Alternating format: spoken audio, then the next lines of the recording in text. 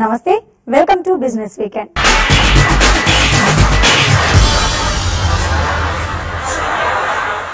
తెలుగు వారి అభిమాన news channel TV5 అంటే విదేశాల్లోనే ఎంతో క్రేజ్. భారత పర్యటనకు వస్తే హైదరాబాద్ కు విచ్చేసి టీవీ5 కార్యాలయానికి సందర్శించడానికి ఎంతో మంది విదేశీ ప్రముఖులు ఉత్సాహం చూపుతున్నారు. ఇప్పటికే ఎంతో మంది విదేశీ ప్రముఖులు టీవీ5 కార్యాలయానికి వచ్చి తమ అభిప్రాయాలను తెలుగు వారితో పంచుకున్నారు. తాజాగా Albright stone bridge group senior director, America Bharat సంబంధాలపై ప్రభుత్వ సలహాదారు రేమండ్ ఈ వికరీ జూనియర్ టీవీ5 కార్యాలయాన్ని సందర్శించారు. రేమండ్ ఈ వికరీ జూనియర్ కు టీవీ5 యాజమాన్యం ఘన స్వాగతం పలికింది. గతంలో క్లింటన్ హయాంలో అమెరికా ప్రభుత్వానికి అసిస్టెంట్ సెక్రటరీ ఆఫ్ కామర్స్ గా పనిచేయడంతో పాటు ఇరు దేశాల వాణిజ్య సంబంధాలు పటిష్టం కావడానికి వికరీ కృషి చేశారు. 2000 సంవత్సరంలో క్లింటన్ భారత పర్యటన జరిపినప్పుడు యుఎస్ ఇండియా బిజినెస్ కౌన్సిల్ కార్యకలాపాలకు ఆయన నేతృత్వం వహించారు.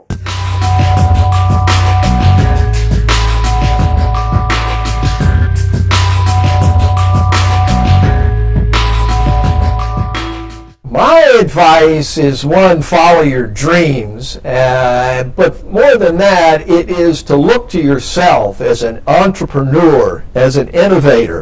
Don't let anybody tell you, oh, we tried that before and that won't work. But be a self-starter in regard to what you can do. And I think that here in India, with organizations like TIE, with the innovation incubators which are done, get involved with those kinds of activity. When Prime Minister Modi comes to Silicon Valley, it's said that that is planned for sometime in October. That will be an excellent time for youth to be put forward and to be in front. Because as our President Abraham Lincoln once said, in order to be able to make progress, it's not enough to say what should be done, it's what we really do. And it is to think anew, to act anew. And it's the youth of India and the United States which hold the key to that.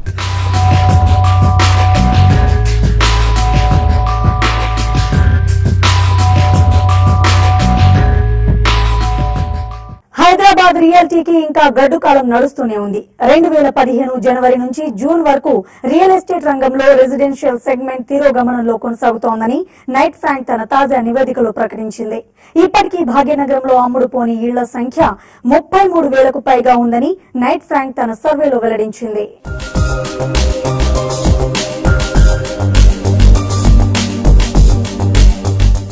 Demand కు మించిన సరఫరా ఉండడంతో greater Hyderabad లో ఎటు చూసినా ఖాళీ భవంతులే కనిపిస్తున్నాయని real estate research brokerage సంస్థ Knight Frank అంటోంది.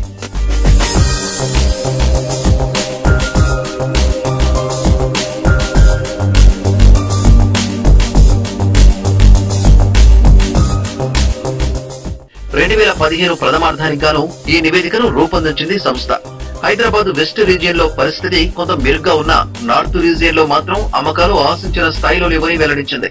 హైదరాబాద్ రియల్ ఎస్టేట్ సినారియో అంటే రెసిడెన్షియల్ లో ఎక్కువ చేంజెస్ లేవు, కానీ లాంచెస్ మాత్రం తగ్గాయి. So overall units it's actually gone down about 5 to 7% plus అండి. సో ఆ యాంగిల్ నుంచి దిస్ అ వేరియేషన్, కానీ మేజర్ వేరియేషన్స్ లేవు. కానీ ఇంకా నెక్స్ట్ 6 months లో కూడా we're actually anticipating it to further go down number of launches. So ఇప్పుడు అబౌట్ 5,000 ఆడ్ యూనిట్స్ లాంచ్ అయ్యాయి. ఇంకా నెక్స్ట్ 6 months లో అది ఓన్లీ 4,000 ఆడ్ యూనిట్స్. భాగ్యనగర పరిధిలో అమ్ముడుపోని ఇళ్ల సంఖ్య 33,000కు పైగా ఉందని, ప్రతి ఏటా 15,000 ఇళ్లు మాత్రమే అమ్ముడుపోతున్నాయని, అయితే ప్రతి 6 నెలలకు 5,500 కొత్త ప్రాజెక్టులు రెడీ అవుతున్నాయని నైట్ ఫ్రాంక్ సంస్థ తెలిపింది. ఐటీఈఎస్ సంస్థలు ఎక్కువగా ఉన్న మాధాపూర్, గచ్చిబౌలి, కొండాపూర్, కొత్తగూడ, రాయదుర్గం, మణికొండల్లో సేల్స్ బాగున్నాయని, అమెజాన్, గూగుల్ ఇక్కడ తమ కార్యాలయాల ఏర్పాటుకు రెడీ అవుతుండటంతో ఇక్కడ కొత్త ప్రాజెక్టులు ప్రారంభించేందుకు బిల్డర్లు ఆసక్తి చూపిస్తున్నారని నైట్ ఫ్రాంక్ సంస్థ డైరెక్టర్ వాసుదేవన్ అంటున్నారు. చాలా మట్టి మైగ్రెంట్ పాపులేషన్ ఎవరందరూ కొత్త జాబ్స్ కోసం అనేసి ఇక్కడ వస్తున్నారు. ఇప్పుడు స్టడీగా ఉంది.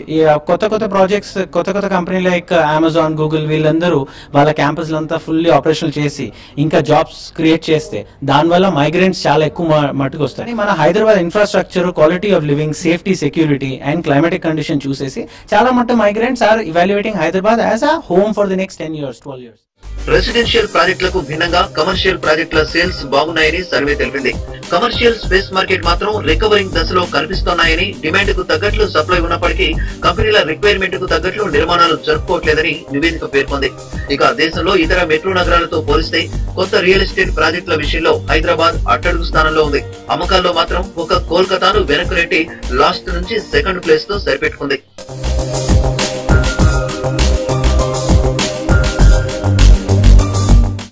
మెట్రో రైల్ ప్రాజెక్టు పూర్తయితే ఆయా మార్కెట్ లో ఇళ్లకు డిమాండ్ పెరిగే ఆస్కారం ఉందని నైట్ ఫ్రాంక్ అభిప్రాయపడింది. నిర్మాణ వ్యయాలు పెరుగుతున్న నేపథ్యంలో సరాసరిన హైదరాబాద్ లో స్క్వేర్ ఫీట్ 3,509 రూపాయలుగా ఉందని, వచ్చే 6 నెలల్లో మరో 100 రూపాయల మేర పెరిగే ఛాన్స్ ఉందని నైట్ ఫ్రాంక్ తెలిపింది.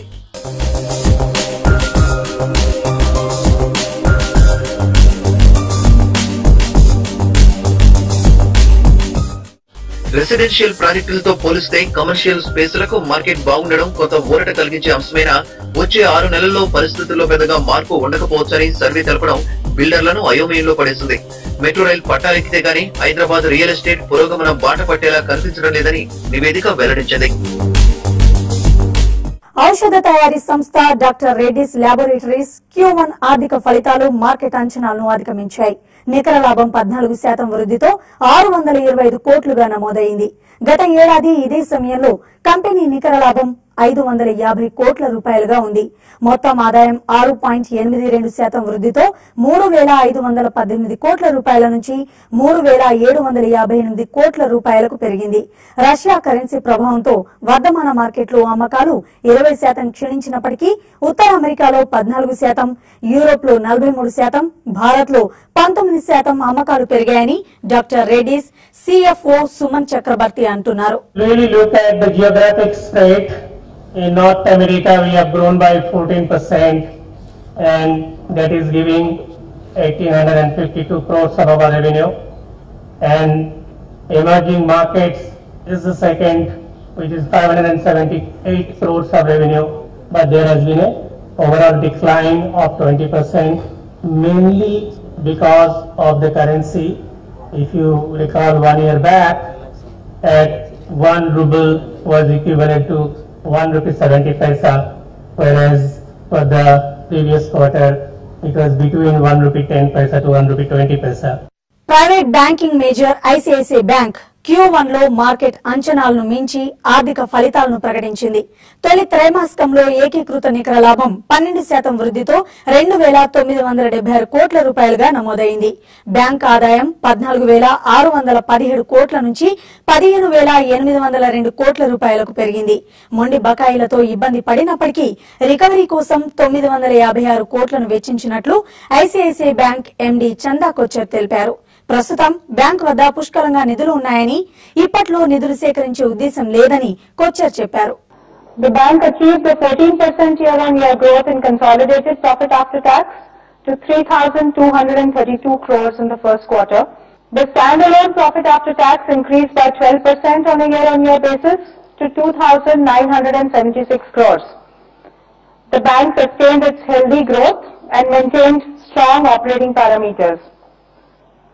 Our domestic loan portfolio growth was 17% on a year-on-year basis, which was driven by a 25% growth in the retail portfolio. The growth in domestic corporate portfolio was 9% on a year-on-year basis. Hyderabad కు చెందిన mobile తయారీ company Celkon మరో కొత్త smart phone మిలీనియా 2GB express ను market లోకి launch చేసింది. 2GB RAM, 16GB internal memory, 1.2 GHz quad core processor, 3G video calling, 5 megapixel camera వంటి features ను ఈ ఫోన్ కలిగి ఉంది. స్మార్ట్ అసిస్టెంట్స్ ఫీచర్ ద్వారా లాక్ స్క్రీన్ పైన లెటర్స్ ను రాస్తే దానికి సంబంధించిన అప్లికేషన్ ఆటోమేటిక్ గా ఓపెన్ అవుతుంది. మిలీనియా 2GB ఎక్స్ప్రెస్ ధర 6,222 రూపాయలు. 2GB 16GB 4.5 inches IPS screen display ఇది. సో దీని MOP మనం 6,322 కింద డిక్లేర్ చేశాం. సో ఇంత ప్రైస్ బ్రాండ్ లో ఇదే ఫస్ట్ టైం లాంచ్ చేయడం ఇలాంటి ఫీచర్స్, ఇలాంటి స్మార్ట్ ఫోన్ ని. సో ఫీచర్లు ముందు కూడా ఇంకా మంచి మోడల్స్ లాంచ్ అయిపోతున్నాం. So suppose last 1 year back చూసుకుంటే ఇలాంటి ఫోన్ 20,000 లోపు ఉండేదే కాదు 2GB 16GBతో. అలాంటిది ఈరోజు కస్టమర్స్కి ప్రతి కస్టమర్ కూడా మినిమం 6,000 రూపీస్ అఫోర్డబుల్ ప్రైస్లో so IN smart phone release చేశాం. సో మీరందరూ లాస్ట్ 10 days బ్యాక్ మనం చూశారు 2500లో 3G ఫోన్ స్మార్ట్ లాంచ్ చేయడం జరిగింది. సో అదే విధంగా సో ఒక విత్ ఇన్ 1 weekలో మనం ఒక 5000 mAh బ్యాటరీ లాంచ్ అయిపోతున్నాం 5.1 వర్షన్తో లాలీపాప్తో. సో ఆ ఫోన్ నుంచి వేరే ఫోన్ కూడా మనం ఛార్జ్ పెట్టుకోవచ్చు, ఛార్జ్ చేసుకోవడానికి ప్రయోజనం ఉంది. అలాంటి ఫోన్ కూడా తీసుకొస్తున్నాం. బిజినెస్ వీకెండ్ లో ఇప్పుడు షార్ట్ బ్రేక్ తీసుకుందాం.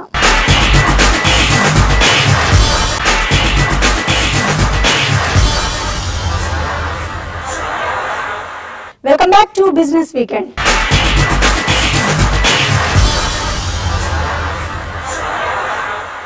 మహేంద్ర గ్రూపునకు చెందిన ఎలక్ట్రిక్ వెహికల్స్ తయారీ కంపెనీ మహేంద్ర రెవా మరో కొత్త ఎలక్ట్రిక్ కారును మార్కెట్లోకి విడుదల చేసింది.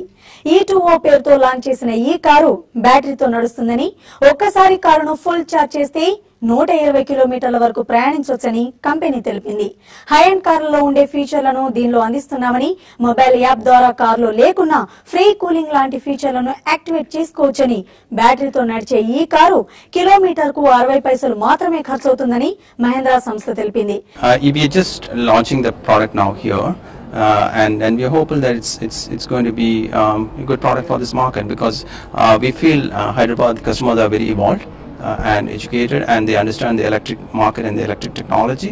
Also, as you know, as city grows, every city has got a challenge of infrastructure and congestion and pollution, and so this being a clean car, so that's a great benefit for this market. And also with the FAME subsidy, which is 1.24 lakhs incentive for anybody buying an electric car, that's again a big incentive for customers to adopt this new end technology of it. See, we got a 5.59 is ex-showroom price, plus you give a 2,999 for energy fee, as an energy fee. దేశంలోని number 1 mini truck తయారీ company Tata yes 10వ వార్షికోత్సవ వేడుకలను ఘనంగా జరుపుకుంది. వాహన నిర్మాణ రంగంలో అగ్రగామిగానున్న Tata Motors సంస్థ స్మాల్ కమర్షియల్ వెహికల్ విభాగంలో టాటా ఎస్ ని 2005లో ఆవిష్కరించింది. ఉత్పత్తి ప్రారంభమైనప్పటి నుంచి ఇప్పటి వరకు కమర్షియల్, ప్యాసింజర్ వెహికల్ విభాగంలో సుమారు 15 లక్షల ఎస్ వాహనాలను విక్రయించామని టాటా మోటార్స్ కమర్షియల్ వాహనాల business unit senior vice president R Ramakrishnan అంటున్నారు. Anticipation that the country's economy would grow, disposable incomes would increase, and alongside with urban growth, the expectation of rural growth also was there. That and the government's announcement at that time of the infrastructure projects, the national highway projects like the Golden Quadrilateral, the North-South East-West Corridor, and more importantly, I would say, the Pradhan Mantri Gramin Sadak Yojana to connect the small towns and villages to these national highways. So keeping all this in mind, like any other developed country, we expected the transportation model also to change to a hub and spoke model. Over the years we have been improving our market share. Last year it was about 80. In the first quarter this year, we are at 85% market share. Over the next 5 years, I see this segment growing. Typically in any developed country, the proportion between large vehicles and small vehicles is 1:4. We currently in India are 1:2.5. So there's still a lot of penetration pending. ఈ వారం stock మార్కెట్లు స్వల్ప లాభాలతో ముగిశాయి. తొలి 2 రోజులు నష్టాల్లో trade అయినప్పటికీ చివరి 3 రోజుల్లో మార్కెట్లు ఒక్కసారిగా కోలుకున్నాయి. వారం మొత్తం మీద సెన్సెక్స్ 3 పాయింట్లు, నిఫ్టీ 11 పాయింట్లు లాభపడ్డాయి. ఇక ఈ వారం స్టాక్ మార్కెట్లపై విశ్లేషణ, అలాగే వచ్చే వారం ఏ స్టాక్స్ ను కొనుగోలు చేయాలనే అంశంపై మార్కెట్ అనలిస్ట్ కుటుంబరావు గారి విశ్లేషణను ఇప్పుడు చూద్దాం. గత వారం ఆరంభంలో బాగా నష్టాలు చూసిన మార్కెట్స్ వారాంతానికి వచ్చేపాటికనమాట శుక్రవారం నాడు వచ్చిన భారీ ర్యాలీతోటి యాజ్ ఈ సివియర్గా క్లోజ్ అయినాయి అని చెప్పేసి అనుకోవచ్చు. ఎందుకంటే నామినల్ గెయిన్స్ వచ్చినాయి బోత్ నిఫ్టీ సెన్సెక్స్లో వీక్ ఆన్ వీక్ బేసిస్లో చూస్తే కనుక. క్లియర్లీ వారం స్టార్టింగ్లోనమాట అబ్జర్వ్ చేస్తే చైనీస్ మార్కెట్ దాదాపు 8% పైన పడిపోవటం అనమాట బాగా ప్రభావితం చేసింది ఇండియన్ మార్కెట్స్ని కూడా. అదేవిధంగా పీ నోట్స్ ఇష్యూ కూడా బాగా కలకలం సృష్టించింది. ఎందుకంటే సిఎబి పెడుతున్న ఆంక్షలతోటి పీ నోట్స్ పైన అనమాట ఎఫ్ఐఐ ఫ్లోస్ ఆగిపోతాయా, కాస్త హాట్ మనీ ఫ్లో కూడా ఇండియన్ మార్కెట్స్కి రాకపోవచ్చు అనే కూడా కన్సర్న్స్ నెలకొనడం మొదలైంది. ఓవరాల్గా మాత్రం క్లియర్లీ మాన్సూన్ కూడా కాస్త సౌత్ ఇండియాలో మందుకోడిగా ఉండటం, ప్లస్ నార్త్ ఇండియాలో కాస్త డీసెంట్గా వచ్చినానమాట. స్కైమెట్ దాదాపు 102 నుంచి 98కి తగ్గించడం కూడా అనమాట ప్రొజెక్షన్ అనమాట కొంచెం కన్సర్న్కి దారి తీసిందని చెప్పేసి అని అనుకోవచ్చు. అయితే శుక్రవారం నాడు వచ్చిన ర్యాలీ అది జస్ట్ డెడ్ క్యాట్ బౌన్సా లేకపోతే సస్టైన్ అవుతుందా అనేది అనమాట ఈ వారంలో తెలుస్తుంది. క్లియర్లీ మాత్రం మార్కెట్స్ Q1 సీజన్ ఫలితాల సీజన్ని మాత్రం పెద్దగా పట్టించుకోలేదని చెప్పేసి అనుకోవచ్చు. ఎందుకంటే మేజర్ పాజిటివ్స్ కూడా రిజల్ట్స్లో రాలేదు. వచ్చిన కొన్ని స్టాక్స్ అన్నమాట మంచి రిజల్ట్స్ చూపించిన కొన్ని కంపెనీస్ మాత్రం మార్కెట్స్ రివార్డ్ చేయడం మనం చూస్తున్నాం. యాక్షన్ ఇప్పటికి కూడా ఎక్కువ బి గ్రూప్లో కనిపిస్తోంది. ఎందుకంటే ఏ గ్రూప్లో కాస్త వాల్యుయేషన్స్ ప్రైజీగా ఉన్నాయని చెప్పేసి బి గ్రూప్లో బయింగ్ కాస్త అగ్రెసివ్గానే అవుతుందని చెప్పేసి మనం అబ్జర్వ్ చేయొచ్చు.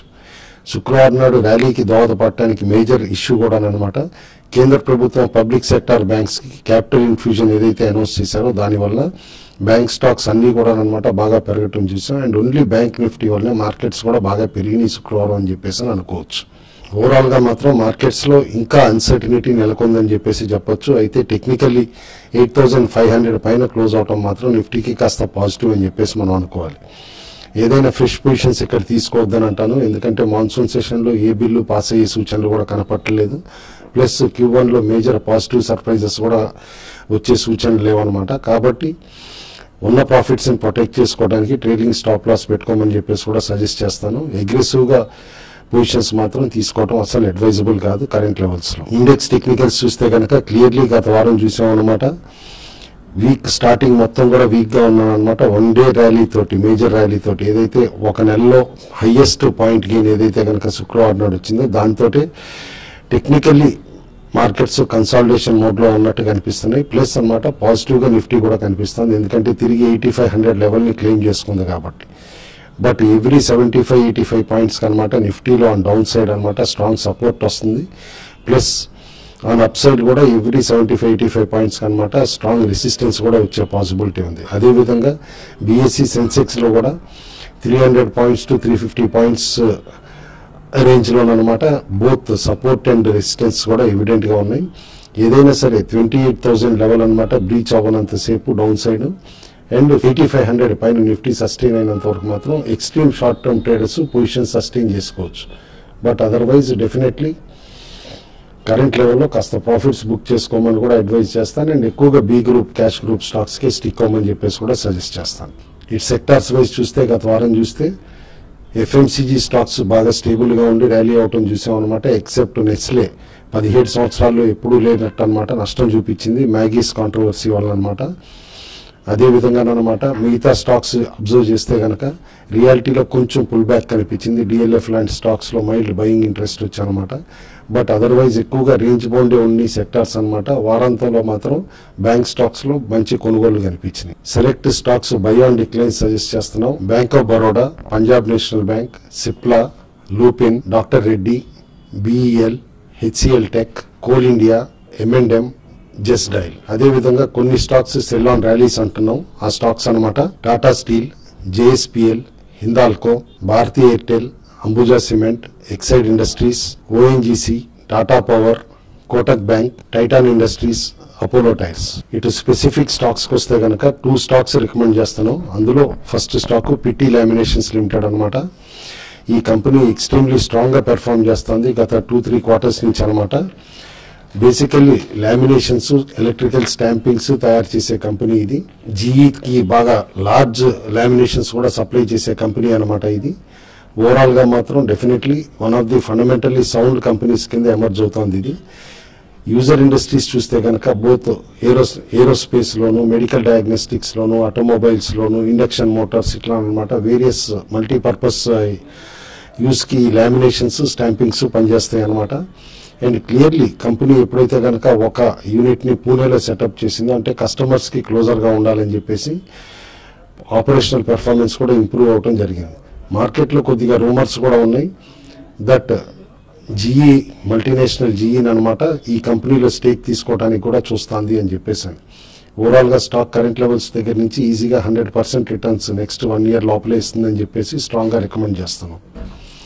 సెకండ్ స్టాక్ మేము రికమెండ్ చేస్తుంది అనమాట ఆన్వర్డ్ టెక్నాలజీస్ లిమిటెడ్.